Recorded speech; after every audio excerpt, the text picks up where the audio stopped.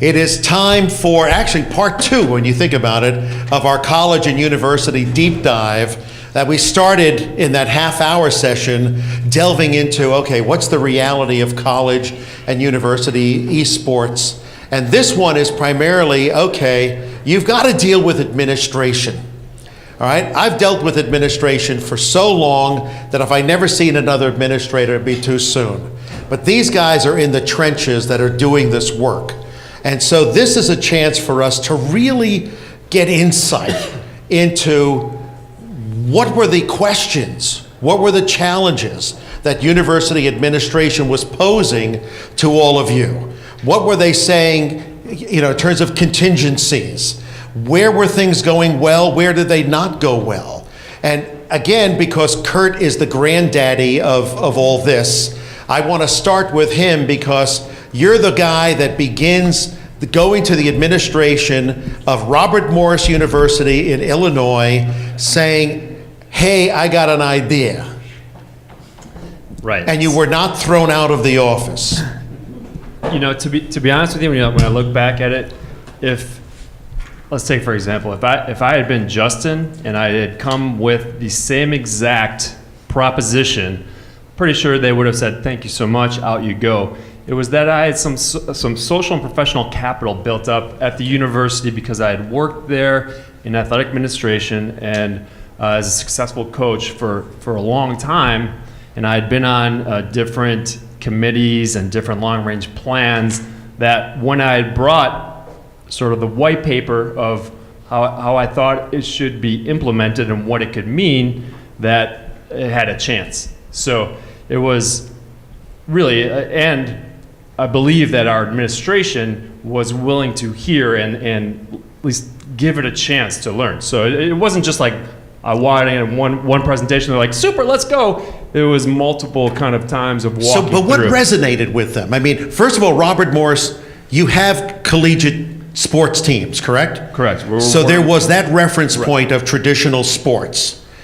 Did you use that as your segue into this? I definitely made that correlation to athletics, and what really helped to that extent was when I went in for the final meeting with the president and the board, I brought an iPad with, and as I explained how League of Legends worked and how it was a team game and the mechanics and the teamwork involved, I showed them a sample of the LCS where it was cast and they would pan out to the audience, and that created that relatable sort of point to, oh, this feels like ESPN because it's a athletic broadcast of a caster and an analyst explaining what's happening. They show the team as they're like communicating back and forth just over headsets rather than on the field. Mm-hmm. So that created that little data point for them, like, oh, I can kind of understand it. But really,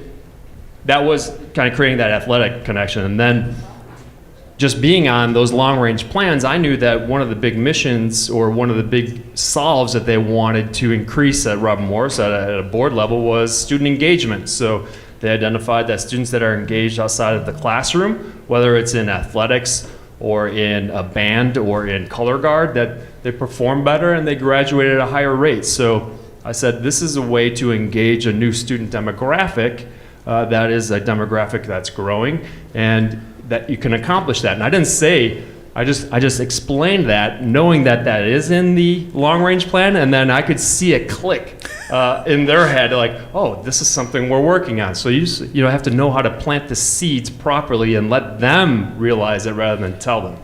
That's how I did it.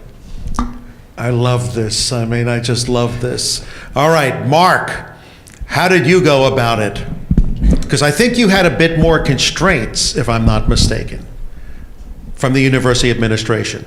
I don't know. I'll explain my process. And actually hearing Kurt's story and totally aligned with a lot of my experience. One, I mean, building a program at a public institution might be a little bit different. A lot of stakeholders, the public, the world, the voters.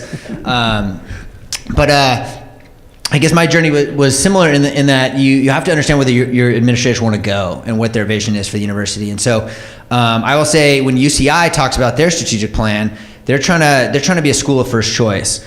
And if you talk to students the last decade or so, the reason they went to UCI is because they didn't get into UCLA or Berkeley. And that's just a little stab in the gut of we're not the top tier UC school. And so when we pitched our program, and this is the end of 2015, we talked about how many kids care about games and how many people play League of Legends. And if we are the best school for kids that like League of Legends, we get to be a school of first choice. And that was a terminology that really resonated with, I think, our administrators, and it is in our strategic plan to go that direction. And just to briefly talk about our history, I was in student government, and I had done a lot of the campus committees. I had done concerts, festivals, parades, Guinness Book of World Record breaking attempts. And I had that track record of doing successful programs, breaking lots of rules. And so, like Kurt said, when I approached people, I could get those meetings. We could bring people to have a conversation. You could say something crazy like, let's give scholarships for video games. And it was a conversation they were willing to have. So we explored this the fall of 2015. I was finishing up business school, ready to do something new in my professional career. Saw a Facebook article while I was doing a paper on Blizzard. And the Facebook article said UCI is the #1 school for gamers in North America. And for the first time ever, I read about Robert Morris also on that list. And they had just started offering scholarships. And I was like, our clubs are competing at elite level. We have a great game design program. We have a very compelling, perhaps more compelling case than this awesome university that pioneered it. Maybe we can explore it. So we started going down the road, had those meetings, brought students. I think the smartest thing we ever did was my now boss, Edgar. He's like, you find a diverse population of students. We're going to go to our vice chancellor's open office hours. We're going to sit down with him and show how broadly and popular this is, how people are coming to UCI to be part of our community, not because of the weather, not because of the major, but because they want to participate in the gaming culture here. So that was really powerful for us. I think that kicked us off on the right foot, started the conversations. Then we had to find the space. Then we had to find the money. We don't get any funding support. I would from say, our let's talk university. about money, because I'd like to talk about money, because I've been in administration for a long time. How did money come up, and how was it phrased? Was it like, wait a minute, Mark, are you coming here asking me for money? Or was it, Mark, are you bringing me money? What was the conversation like? You don't have to name names. I've worked on college campus long enough. You can't walk in and ask for $1 million. Like, you just know that. That's a deal breaker. You cannot ask for space. Don't ask for space. And you cannot ask for money. Not in a public institution where space is a premium. At the same time, we were trying to build our arena. They were looking for more space for counselors. Mental health, huge issue on college campus. We were having, there was a demands letter. Our black students were like, we need a black resource center on campus. We need food bank. We had food security issues. We need to find a space for a food pantry on campus. These are the issues that student affairs professionals care about. And so when we came to them, we could not put our demands list in the queue of things that needed to find space. And so we went to the Student Center Board, the group that oversees our Student Center. So we have this vision to transform your billiard room, already a recreational facility, into our place. So at the same time we're pitching the university and going to find sponsors, we also had to pitch our Student Center Board and ask them for space. So we did not go and ask for space or money. We went and said, we'll find the space, we'll find the money. And if we can do that, can you let us build this program? And so we just asked them to say yes, and we'll solve all the problems after that. Wow. John Pierce is joining us just now for the first time. I got to meet John in Arizona, in Scottsdale, and he put together the Fiesta Bowl Overwatch Championship at Arizona State, which is ironic because Arizona State has been somewhat resistant to doing esports. So how did you convince an administration that has been somewhat resistant to this, even when ASU won the Heroes of the Storm? How did you get this going? Well, the ASU story is actually begins, ends, and then begins again with the Blizzard's Heroes of the Dorm competition. Okay. So in 2016, a team from ASU went all the way to they'd finished in second place in 2015. 2016, they win the championship. It's broadcast on ESPN2.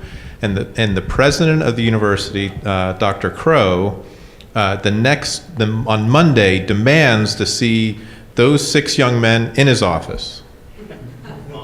Right? And One of the few times you like tweak to that. Yeah, so as soon as they get back to campus, the kids come, they go in to meet Dr. Crow, and he is like, I'm all in on esports. I want to do everything. I want to do it tomorrow. Wait, no, I want to do it today. And so they built out a LAN center on campus. It's like on the 3rd floor of a dorm in the back of the campus. Like, I'm not sure why that was selected, but it's there, and it's state of the art, and it's never been used. And the reason Keep it has going. never been used is because, so what ended up happening was 2 of those 6 players left school like as soon as the semester ended and became professional Heroes of the Storm players, and they still are. They play for Gale Force. 2 of the others stayed in school, and then 2 others dropped out to pursue other opportunities. So all of a sudden, that magic team that the university was tweeting about, and they were on ESPN2, and they practically had a parade for them when they came back, was gone, like into the wind, gone. So then, now the university is, Dr. Crow and the Dean of Student Services are sitting there going, well, what do we do now? Like, they thought at the time that esports, the gaming on campus broadly, esports more specifically, was this team, right? That these 6 men were all of everything on campus, and they didn't realize that there were over 400 students that were part of there's ASU Esports Association, that there were 6 other esport related associations on campus, and that they had quality teams in other games as well. It just never even came up. So then, kind of move the story forward. They are entering new teams. That there's a new kind of group of people on the Esports Association that are like, hey, can we use that LAN center now? And can you support us as we do perform, in the next Heroes of the Dorm or in the University League of Legends program? And all of a sudden now the student services are like, well, we're not so sure what we're going to do here now. How's this all going to work? And then it kind of got volleyballed over to the athletic department. The athletic department had a new athletic director coming in and was like kind of interested, but I want to sit on this for a while. So it just kind of got badminton back and forth for a while, and now we hosted long story short, hosted the Fiesta Bowl Overwatch National Championship on campus, and it was sort of a no-brainer. We went to student services and we said, we want to host this event. The Fiesta Bowl is going to pay to use the facility. Okay, and it was a fair rate. It wasn't, they didn't get raked over the coals, but it wasn't charity either. So they paid to use the facility, and we explained that it was going to be viewed all around the world, and that the students, there was free tickets available for students if they wanted them. There was also a $10 ticket, and it kind of just sailed right through. And what was interesting is, when I say about it comes full circle, the athletic director, who's now been in the job for 2.5 years, looks around. We gave him a private tour. Some of the Blizzard executives were there and gave him a private tour behind the scenes. And he said, now how does this work again? And when we started to talk about it, we had a follow-up meeting, and it looks like, I teach a course there, the business of esports. And the rule number 1 in the class is, if you can't figure it out, follow the money. And so now the interest is, okay, there's a lot to be said for the benefits of gaming on campus broadly, for the benefits of esports on campus more narrowly. But I think what's starting to perk some ears is, hey, we are building out a new football stadium and a new basketball arena, and we're going to wire that thing up anyway. So what would it take to build out a real kind of performance center, not just for competitions, but for actual viewing of competitions? And if so, I wonder if there's an opportunity for new athletic departments have 2 kind of donors: the everyday donors, I donate $25 through the annual appeal, or what they call high net worth donors. I wonder if there are some new high net worth donors that might be interested in ASU athletics because of gaming, that aren't interested in ASU athletics today. And that's started the conversation around, maybe there's something here. And the conversation, Robert Morris and UCI are like way down the road. Arizona State's still kind of looking around going, I wonder if there's something here. Yeah. So that's kind of where, work in progress. Although we did start a women's hockey team, which is most appropriate for Arizona. Now, Michael, governance that's your thing. So what have you encountered? And sorry about that, but what are the issues about esports and colleges and universities? I mean, not to go down the list of all the requirements but what are the issues? What can anybody who's out there who wants to start esports in a college and university, what can they expect? Sure, a massive amount of confusion.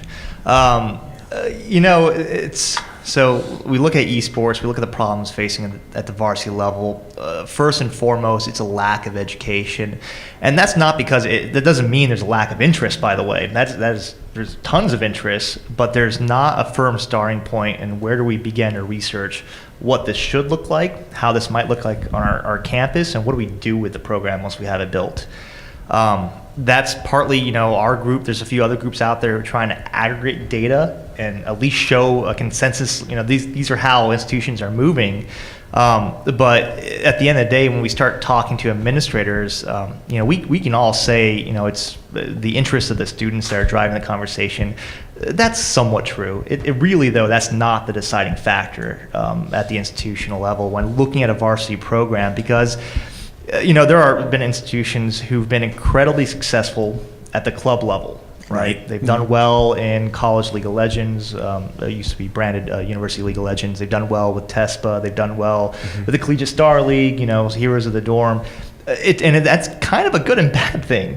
It's good in that it brings attention to that institution. It continues to promote collegiate esports, but it's bad in that, now you have a question for an administrator is, why should I put additional resources? Why do you need any help? Yeah. At Carnegie Mellon, the League of Legends team, I think finished 4th in the most recent ULOL, and the university's response is, great, you don't need any help. And that is a real response, and it's not, again, you're doing great, wish you well, but you always have to turn back and say, what are the fundamental goals that this institution can accomplish through esports, and not any other program that has been around for 60, 70, 80 years. For our member institutions, a lot of it is a drive to raise revenue from sources that have been untapped, or we think probably haven't been tapped in. For us, that's alumni, that's different corporate donors and sponsors, that's through, depending on the institution and the conference, right? There's a perception that there's these media dollars out there one day. Maybe not. We've never, as institutions in higher education, have dealt with not owning the sport, right? That's esports. We don't own it. So there's a huge question on who actually owns what rights to do what. And that question hasn't been answered yet, because there's, at the institutional level, it's a fairly new process. There's a long list of issues that we look at where we have some answers, we have ideas on what the answers are, but there are more questions where we're just as lost as everyone else, but we're trying to get there. But where do you find the most obstacles? Is it from provost, president, or is it more from athletic directors? Because I've sensed that athletic directors are some of the ones who really don't get it. Because there are the whole Title IX issues, and then there's how do you deal with the payment thing? Because streamers making money, competitions you're making money, you get the whole money thing. How do you deal with that? So there is two issues there, and they're combined. So typically, if we do have pushback on an institution, what department does that come from? It typically is the athletics department, but also the board of trustees, and that is. It might make sense. So when you look at institutions pretty much across the entire board, they're under tremendous financial stress, right? They're getting reduced support from pretty much every state is reducing their support for higher education, and we're seeing pushback from general student bodies and departments outside of athletics in underwriting the costs that come with athletics. I subscribe to basically every traditional athletics forum, and I see this every single day. There's reduced funding for athletics, costs are increasing, they're making cuts of traditional athletic programs, and now you're asking them to, why they might be cutting baseball, they might be cutting softball or soccer and reducing that to a club level, but you want to add a varsity esports program. How's my board of trustee member who grew up playing baseball? I'm about to recommend we cut that program, but I'm going to recommend we start a varsity program. How are they going to react?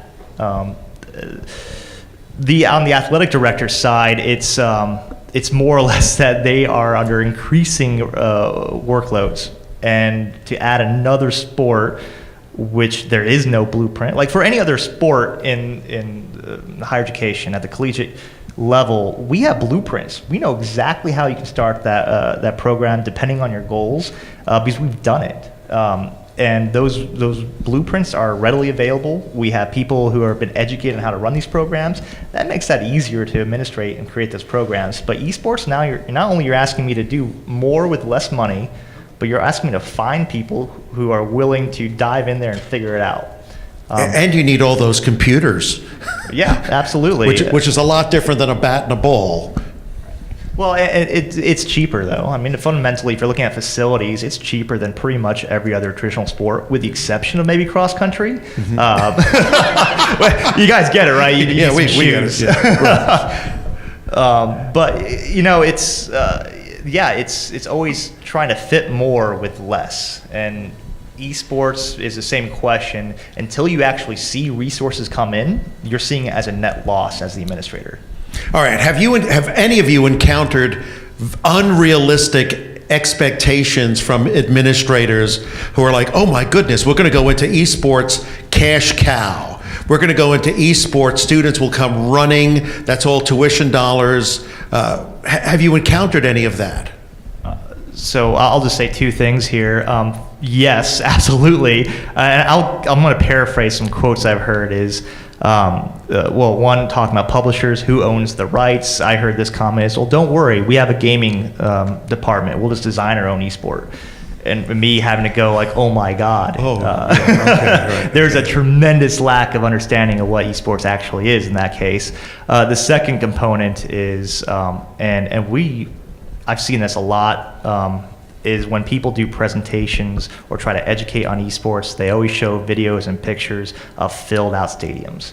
And that's great to capture attention, but what you're fundamentally doing there is you're misleading an audience of what they would see esports on their campuses. These guys can talk better than me on what they actually see at the campus level, but it is not filled football stadiums. That doesn't exist yet. Maybe one day, but those filled out, the Staples Center, Madison Square Garden, the Seahawks with their football stadium, those are global events that happen a handful of times a year. Mark, tell us about, I love the operation you've got here. It generates income. Tell us about the workings of the UCI Center. Yeah, so obviously, no one in college esports is making a lot of money. I'll tell you right now, and we're all like trying to build and grow and hope that esports grows, and we're ahead of the curve when it gets there. Our space, we built it because that was the only space we could think that we could get. It's 3,500 square feet in an L shape, not because that's the best shape for an esports center, because that's what we could convince the student center board to let us renovate. Did the billiard club fight back on that? Yes. Okay. Yes, they did. They actually said we should take over a ballroom because esports is too big, and they wanted to keep their billiard room to themselves. But our space, we have 72 PCs, 60 of which are open to the public. People come in and create accounts. They buy hours for $4 an hour or 10 hours for $36. And did you buy those PCs? Those are sponsored. So we were maybe one of the only programs that's self-supporting, fully cost neutral to the university. So iBuyPower took a giant risk and wrote us a very generous sponsorship offer. We are seeing a very successful operation that more than covers the cost of the space. So rent, utilities, which we pay, electricity. And we're seeing about 4,000 unique monthly customers, paying customers, which I think is actually an insane number. And so in the year and a half we've been open, we've had over 7,000 customers come in. And then we do tours. We do our players compete in there. We have a community corner, which is free for our console and communities. So it's a great space, but some campuses will have a closet to put 10 computers. Some will have a giant open warehouse that they can do. And I tell people to just kind of build what you can, start with whatever resources you have and go. So that's what we have. So Kurt, how did you do it? Well, yeah, so I get a little militant about this because it makes me sad how hard Mark has to work because, and I understand there's a lot of different issues coming from like a Robert Morris compared to like a UCI situation, but I said from the start, from my proposition was like, I said, we will try our best to find sponsorship and find partnerships, but in the end, if this is what you want, this is going to be, there's a cost to it up front. It's front loaded, and then there's a recurring cost, and we were, we had the benefit of being first, so we were able to find some positive sponsorship situations and such. But I think if there's strong leadership at the top and they fully understand what a formalized program can mean and are fully invested in it, then I think the same way as the UCI athletics is putting in a basketball and the funds and resources they're putting to basketball and other situations, then you need to put it there to get the benefit because similar to like the high level functioning club situation, like I think of like a UBC, British Columbia, the school gets all the benefit of the positive PR and the dedication of the students and everything they have to do to prop it up to that level. But can you imagine what that student organization would look like if the school was fully invested in and they were able to put all those efforts into just building teams and community and working on the games and getting better that way? It'd be remarkable. Now, John, the story you told about ASU is one I had not heard. How do you explain this? I mean, you've got Michael Crow, who is just reveling in the fact that ASU is the most innovative university in the country, according to U.S. News and World Report. There actually is this LAN in a dormitory that, because I can tell you in the arts, media, and engineering program, it's almost like the ghost ship. It's like we hear there's something that exists on campus like this, but is it true? I met the guy who has the key for the room once, and he was like legendary, like a mythical creature, like a unicorn or something, like wait, somebody has a key? Well, how do you explain this? I mean, Michael Crow was hot to trot. I mean, let's celebrate them. Let's give a parade, blah, blah, blah. And now it's nothing. Well, we're all here because we care, about gaming and we care about esports and we want to see it grow on campuses. And the reality is ASU has 90,000 students. And so priorities kind of come and go. Like what's hot today is not hot tomorrow, and but wait, it's hot all the time. It's hot all Arizona. the time there, right? Yeah, that was That's pretty true. good, don't you think? That was pretty good. And I do want to recognize there's 3 ASU students volunteering here this week, and 2 of whom are in the room right now. So I want to shout out, Go Devils. Yeah. So the priorities come and go. So ASU has another really interesting program where every Starbucks barista in the country who has achieved kind of certain tenure in the company can continue or start his or her college education and get a degree from ASU paid for through a Starbucks ASU program. It's a degree in baristing, and it's terrific. No, it's not true. Right. It's a full-fledged online degree through Arizona State, and right now there are 8,000 baristas from Starbucks all over the world that are in this program. So the guy who created that program now moved over to the athletic department, and now he's like, hey, tell me about this esports thing. So things kind of churn and they come around. So when you talk, the other thing that is happening on campuses, so at least in my experiences in like student services, the Esports Association, the club, is one of over 400 registered clubs on campus. It is the largest club, right? It's the largest club on campus, but the perception among at least some administrators is you know, when we were talking about it, they're like, well, tell me about Adderall. Right, and I'm not like pointing fingers because it is what it is, and I'm like, well, what do you mean, like in relation, in context to the rest of the students on campus, or just this group? And he's like, well, okay, well, tell me about grades. I'm like, well, I don't have any data on grades, but I don't have any reason to believe that theirs are Lower than the football teams. Yeah. Well, tell me about their graduation rate, and I'm like, okay, like, how about this? Why don't we do a study and we'll come back to you? So with the help of TESPA, we did a study. I'm not at liberty to share the results yet because the esports class did this as a class project using state-of-the-art research tools. We surveyed over 3,000. It was confined to TESPA members, so there's a little bit of a small skew, but not a huge one. 3,000 TESPA members, 600 of whom responded, so it's a huge sample size. And we did find out some things about grade point averages and graduation rates. And Adderall usage? And we asked about Adderall usage. We actually did. And we found out things about social contexts and working, part-time jobs, full-time jobs, and what other organizations are you involved in on campus that aren't gaming related? And I'm not at liberty to share the results right now because it's going to be published by ASU as a full study to give to the broader community. With TESPA and Blizzard have agreed to that. But I can tell you that the results are very good. Thank you. That was on everyone's mind right now. Like, should I buy stock? You know. Yeah. We could all shake down Billy from TESPA too. He knows the answers. I'll never tell. I was waiting for ASU's response to be like, we're no longer interested. Right? So, and I guess my point is that it churns, and this is a big school. Some of these are big school. UCI is a big school.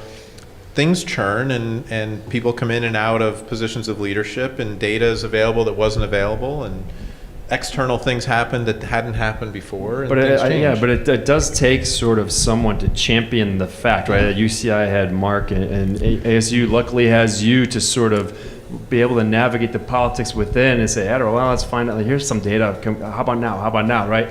So it's. Well, I'm going to bring John over to the arts, media, and engineering because some department needs to own this. Why not us? Yeah. And if I can just add in there, so I totally agree. You need a champion, and while esports in the collegiate world started as a student phenomenon, you really do need a non-student to champion it. So for all you students out there, you need to find someone at your university that's willing to stick around, that has some social capital, 100% needs to have some social capital to start it.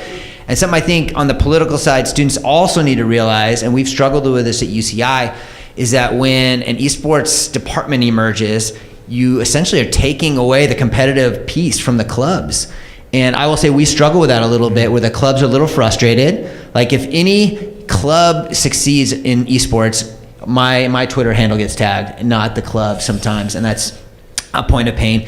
And then students are no longer running the teams. They're no longer selecting them. They're no longer dictating what happens. So I think for students and administrators, you need to understand that there could be some friction with your clubs who have been used to being in the spotlight. Like if UBC suddenly created a scholarship program and their club no longer ran their elite esports team, there's going to be an interesting dynamic there. So I just wanted to point that out, that it's not all smooth sailing. A lot of schools are like, I want to create an esports organization. I want scholarships. I want an arena. But guess what? Now the students aren't doing it anymore. You might give them a job. You might let them help out. But a lot of that grassroots experience they've had gets shifted. Okay, this is the deep dive info. That's why we're here. So let's open it up to all of you. Questions for this enlightened panel. UCI guy, you got a lot of, I love it. Yes, please. Do we? Yeah. So I had a question about actually divisions. The question I sort of asked individually earlier was about the great discrepancy we see between top tier institutions in the competitive esports space and everyone else.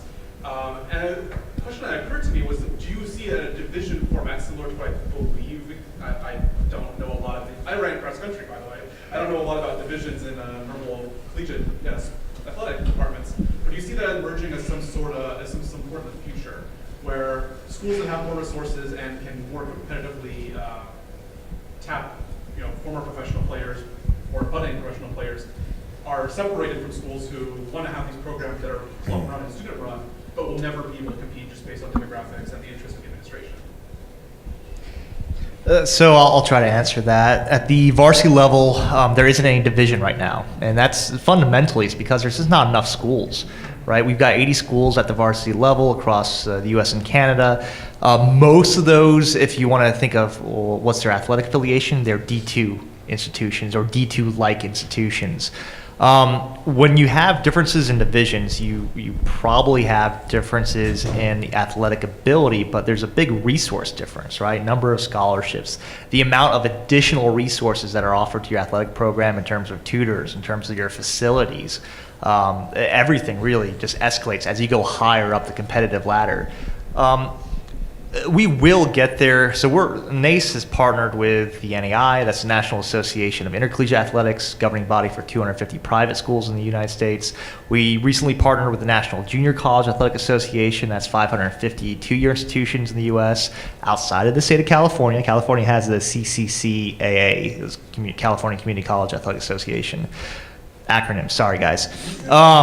Here's the thing that I got recently from our two-year institutions was a big concern on how can we compete against these big state-run institutions, how can we compete against the Robert Morrises of the world, which have put in some pretty good resources, who have a track record of success. Well, the question is right now is we look at esports, if it was exactly like traditional athletics, the Robert Morrises shouldn't exist. It should be the big state institutions just mopping the floor with everyone else, but that is not true at all. So just because how we see traditional athletics rolling out, what the model that exists right now, doesn't necessarily mean that's the right model for collegiate esports. We don't know what the right model looks like.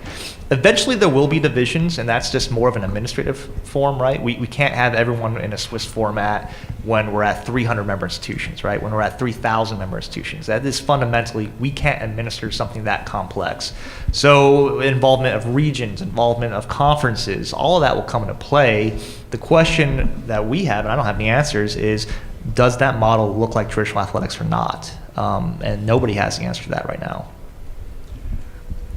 Either you guys want to respond or? Yeah, I think it's too early to sort of separate out. I think it just needs to be in one giant bucket now until it becomes, if you think it's problematic, then if it becomes really problematic, then I think it has to get addressed. Who addresses it though? Right now, right? Is it CSL? Is it Riot? Like, so there's so many questions and what it could look like. I think we just have to. There's enough problems. I think we just have to deal with the problems we have right now, and then deal with the other ones. It's like enjoy it right now until it gets really complicated. Other questions? Yes, ma'am. Is there an importance of getting sponsors for an esports association before everything kind of blossoms, or should that be something that you focus on after you kind of get the ball rolling a little bit more? Mark Duffy. Whew, good question. I mean, it comes down to what you're trying to do. We could not have announced our program without a budget that had been blessed by our budget office that showed we weren't going to lose $1 gajillion year one. So we had a signed sponsorship deal with iBuyPower and some other folks. Our actual costs ended up skyrocketing as we realized how hard it was going to renovate the space, but we also found more dollars. I will say it's easier to find more money once your program's public and you have some media hype around it. But it's hard for a public institution if you aren't willing to spend money. You're going to have to do it ahead of time. So I guess it comes down to what you're trying to do. I would say my strong recommendation would be to build a quality product first. Find the teams, find the coaches, find the players, build a product, then worry about the media, then worry about the sponsorships. But if you don't have a quality product, your sponsors are going to leave you at some point anyways. And I will say, just to tip on the other question that James had was, I think there will be haves and have-nots in esports, and who knows who those people will be. I think traditional sports, the big powerhouses are raking in dollars, and most schools lose a lot of money on their programs. So I think that will be the same as sponsorships. I think that'll be the same in everything. Like, brands want to get in front of companies and viewers, and so if you have a great product and people can watch and enjoy your team and your content, I think they'll come to you. And if you're not, then it'll be a little more of a struggle, but build a quality product first is my recommendation. You know, I realize since I shone the spotlight on what I believe shortcomings at Arizona State, I do want to point out that there's an individual, a university president in the audience here who has championed things incredibly, and I would like Eric Darr, a president of Harrisburg University, who gets it and who has provided the support and has said, go for the gusto or don't go at all. Chad wasn't clapping. Chad was nodding though, he was nodding. So, I will say that, this morning there was a comment about us, they, I'm one of the they, the administrators, right? So, and it was, somebody made a comment that, well, there's an enlightened few that may have a nephew or a niece that plays games, or that somehow wandered into the wrong conference room at a bigger conference, and or they saw somebody watching a weird ESPN channel, and they were looking for baseball, and they somehow got on the wrong page on ESPN, and that's how they found esports, and I'll say that there are more of a few of us that actually play games and that playing video games has been around longer than just the last 6 years or 7 years, and that there are a few of us, older guys that come at this from the love of esports or gaming, just gaming. So if you're at universities and you're trying to figure it out, and certainly the politics of the university are short of the politics at a church. Churches and universities are the oldest organizations on the planet, and they've survived thousands of years because of their bureaucracy and their politics. So don't take those things lightly, but do some research on your administrators and find out if maybe they were gamers in a previous earlier lifetime, and then you have an ear and a pathway into your administrators, and don't sell them short for maybe their personal understanding of gaming. So just someone defending the honor of university presidents, and I think that is fantastic. No. Okay. I would never do that. Okay, I'm sorry, Eric. I'm sorry about that. It's funny because the president of the Art Institute of Pittsburgh is a hardcore gamer with his own Twitch channel with his son, and by the time it finally came out after a variety of lunches, it was almost like coming out of the closet. It was like, Don, I have a confession to make. And I was like applauding him. It was like, good, this is fantastic. This is incredible. You want to, I'm good. Let me know the channel. When you come to Pittsburgh, I'm going to introduce you to him. All right. Okay. All right. The Berg is where it's happening. Yes, UCI. Another question. So actually, I have a question about how you pitch to the administration of universities. I would step back a second. There's a lot of churn that happens in esports, not just related to politics or whatever, but related to actually the games that are being played. And I think that the esports discussion that exists right now has been fortunate enough to grow up in a time in which we had a fairly stable collection of top games for a time. But we're seeing some of those start to be phased out in favor of newer titles. And how does that impact the conversations you guys have with administration when you talk about, say, starting a varsity League of Legends team? What happens when League of Legends is no longer the predominant MOBA or even exists? Is that a consideration that comes up? Yeah, I think that is a consideration, and I think administrators look at the lifespan of a game, and to your point, that I think they are much longer now than they ever have been. If you think about Riot, right? It's just they make one game and they just continually update. But let's say in 15 years, will League be the one? I think what's unique to in collegiate space is you have a 4-year window, and I think what would make sense, and I'm not dictating programs, but like what we would do, hypothetically, Robin Moore, say if League of Legends is starting to fail or less interested, is we would just set a timeline to put it to bed and cycle those scholarship players through and say, okay, this is the last year of scholarships, and then see them out rather than pull a title and pull scholarships. And I think just because we have a 4-year window, I think you can have a sense of when something's in decline and when something makes sense on an incline to sort of add and subtract.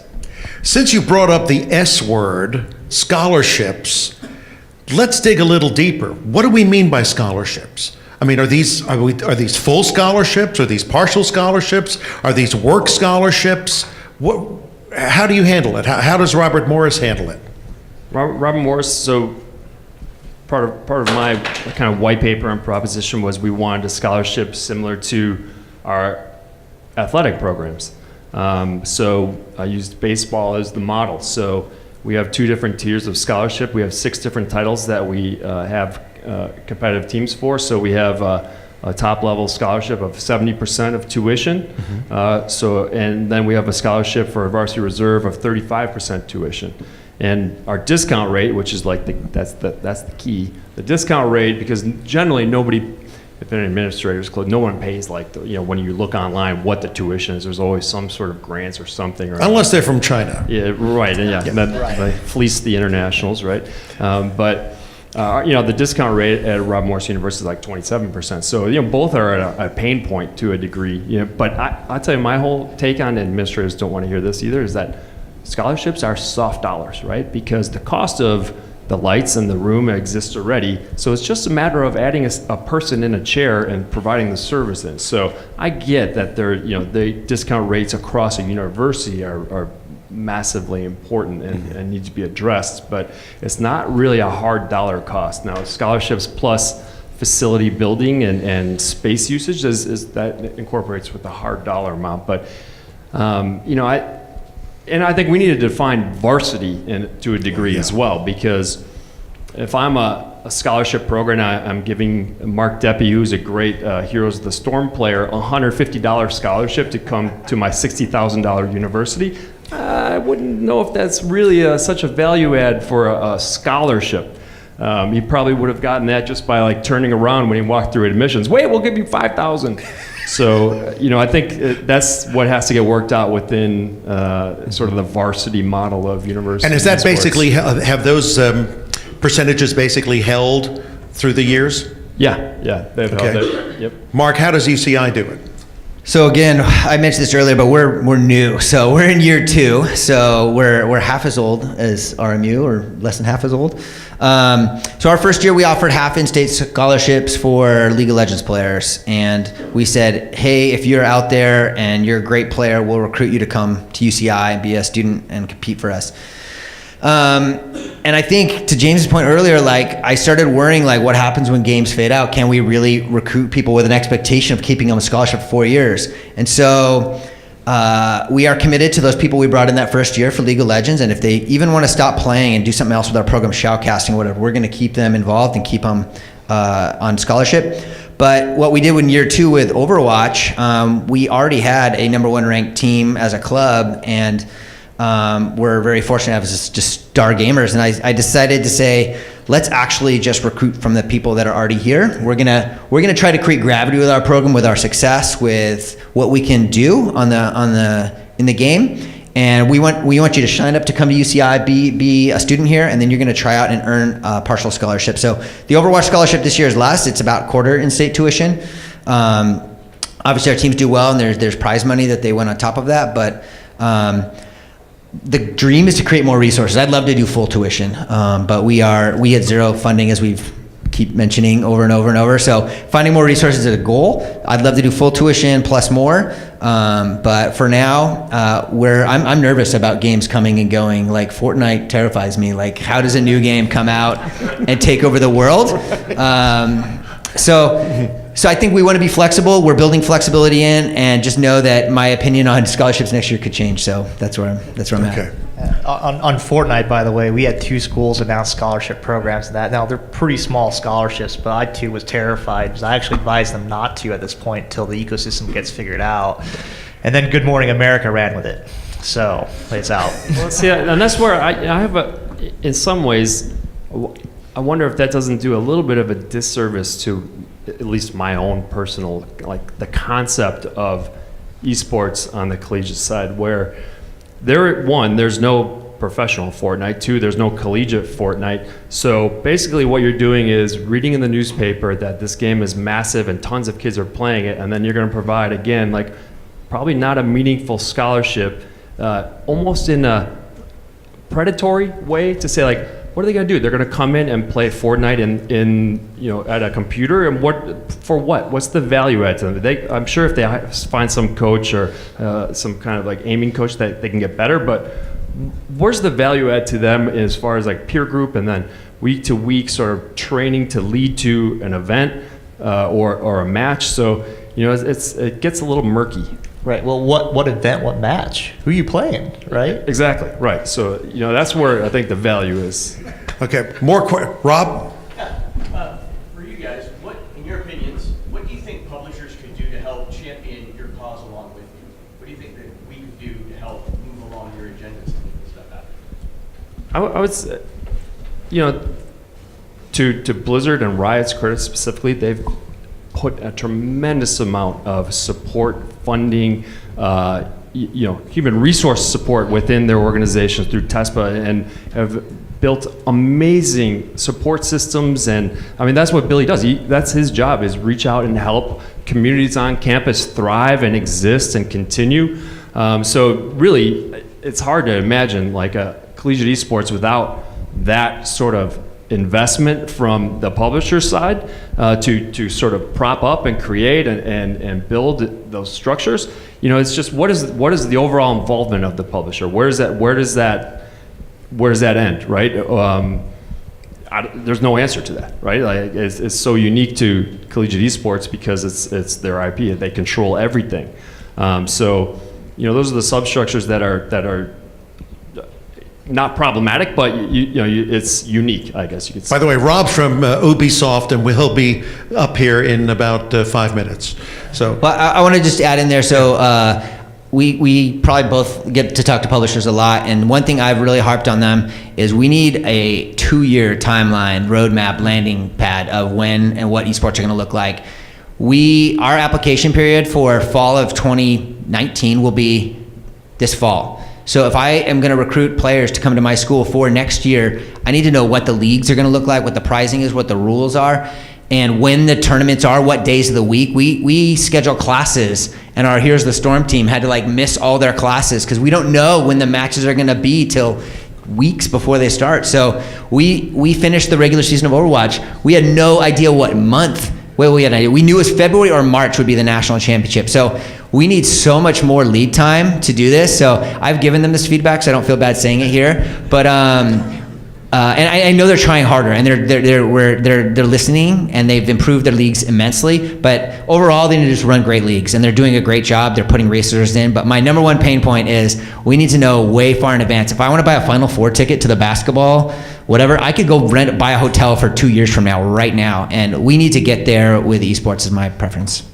Just to be specific, that's the low-hanging fruit, right? Help us, right, with the organization, the structure, and the competition, but more about championship, the cause of collegiate esports in the programs, and how do we help advocate? What do you think is meaningful in that space for you? I think one of the things, it's not the only thing, because it's a really interesting and broad question, but one of the things is clarity on monetization. So I know that's a straight business point, but what are the rules of the road? So if it's a new school coming online, they're creating a scholarship program in 3 or 4 different games. Can I sell sponsorships around this team? Can I do my own media rights deal? What if I want to organize with my conference? Is that in play or out of play? Is there revenue shares related? Are you going to sell it and I get a cut? Oh, by the way, do I get a cut off of game sales if I do a good job locally? So the rules of the road scare off a lot of people. So I think publishers, since they control it, can do a better job in the future explaining what the rules of the road are and understanding for themselves, I guess, what they want the rules of the road to be. I think from a broader perspective, championing gaming on campus, because I think that's the missing piece. Of the esports is great, but gaming broadly, I mean, I had 45 students in this class. 5 or 6 of them were part of the Esports Association. The other 40 were playing games regularly, right? Not members of the Esports Association. So how do we champion gaming broadly on campus is sharing the good news about what gaming does on campus. It builds community. It's a diversity play. it helps students who at ASU, like 30, I don't know, say it's 20% of the incoming freshmen don't come back for their sophomore year. Why not? Well, they don't find a place. This is not just ASU, it's a lot of big universities. You know, they don't find something that they belong with or they belong to, something bigger and broader than just, you know, their academics and maybe a Greek organization. So how does gaming bind people together in a way, the same way music does? You know, nobody argues about whether music is good on campus or not. Why are we arguing about gaming? Yeah, I totally agree. Highlight the great stories, help shift the narrative away from gun violence makes people awful and it's going to turn my kid into a zombie. Like, we need to change the narrative around what games do. So just to add, there's 80 colleges and universities in our association, right? Scheduling, knowing what competition is coming, when it's coming, that is a huge pain point right now. And at traditional athletics, the system that exists right now for esports would be unacceptable. Like for an athletics administrator, especially at the larger D1 conferences, they know it's scheduling 5 years out, and that's normal.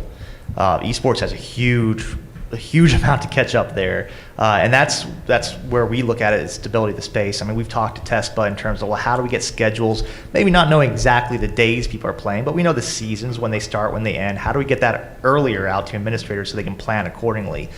Secondly is monetization, right? What are the rules of the road? For a lot of our institutions, that's not their primary interest, right? They're more or less enrollment retention. But as we start talking to conferences, as we start talking to larger state institutions, that is absolutely forefront in who owns what can we do with the content, how can we monetize the content. That's where media networks get involved pretty quickly. I'm talking about the conference networks. Those questions have to be addressed if those institutions are going to come on board in any major way. So if you can knock out both of those, I think that at that point you'll see esports come in at a much higher level in terms of the institutions that are involved. So I just wanted to add there. If I could just chime in, and I think when that happens, you'll see broad adoption, but I'll say until that happens, and I think it's a little ways away, the opportunity exists for all your institutions to solve those problems yourself. And if you could figure those things out, I think there's a ton of opportunity. And that's something that Kurt's been able to do. That's something we've been able to do here. And I think it's this new space where infinite opportunity if you can solve these massive problems. The second there's a checklist of here's how you create an esports program, opportunity's gone. So I would say get in now, come at it with an entrepreneurial spirit, and find a way to live in whatever ecosystem exists and hustle. I can't think of a better way to wrap up the session. Let's give them a round of applause. Thank you, gentlemen.